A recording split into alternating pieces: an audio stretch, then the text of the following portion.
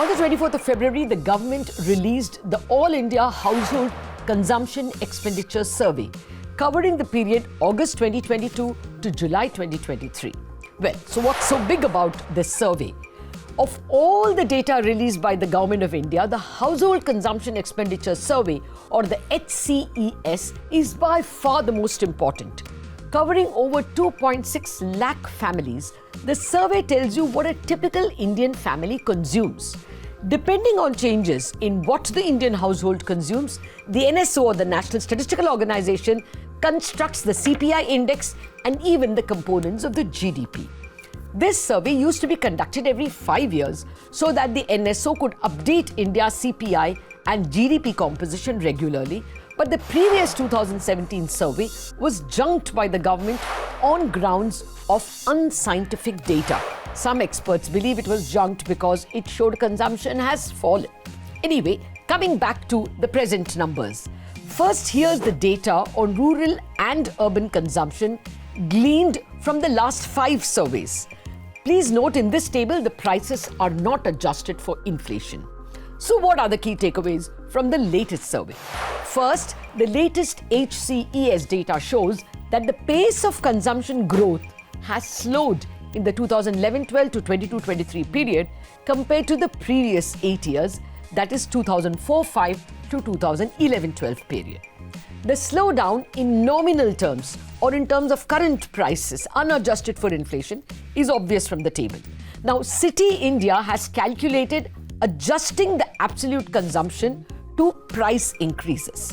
So, in real terms too, the growth of consumption slowed from a yearly pace of 5.1% in rural areas in 2004 to 2011 period to just 3.2% yearly in the 2012 to 2023 period.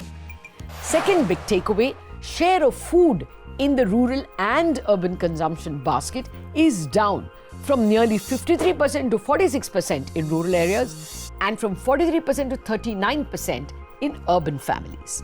Within food, share of cereals has gone down sharply from 10.75% to 4.9% in rural areas and from 6.66% to just 3.62% in urban areas. Along with cereals, share of pulses has also gone down, a little worrying since pulses is the source of protein. It's gone down from 2011-12 to 22-23. Now, share of fruits, however, has gone up sharply. Milk, eggs, fish and meat both remain very high and both are important sources of protein. Third, another important change that we need to note, rural and urban families are spending much more on consumer durables. A surprise element is the sharp rise in the expenditure on conveyance. Not sure if this is because people are traveling more or because they're spending more on private vehicles since public transport investment has become inadequate. Can't say, we don't have the data.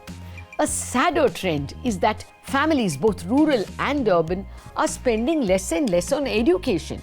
Not a very happy sign when the country is on the cusp of reaping its demographic dividend. Again, we don't know the reasons. Okay, how about the rural-urban divide? The divide has narrowed as rural areas' consumption grew faster in the past 11 years than did urban area consumption. But urban families clearly still consume much more than rural families. Finally, what does this survey tell us about inequality? The survey shows that the top 5% of urban consumers spent more than 10x compared to the bottom 5%. In rural areas, the top 5% of consumers spend 7.6 times more than the lowest 5%.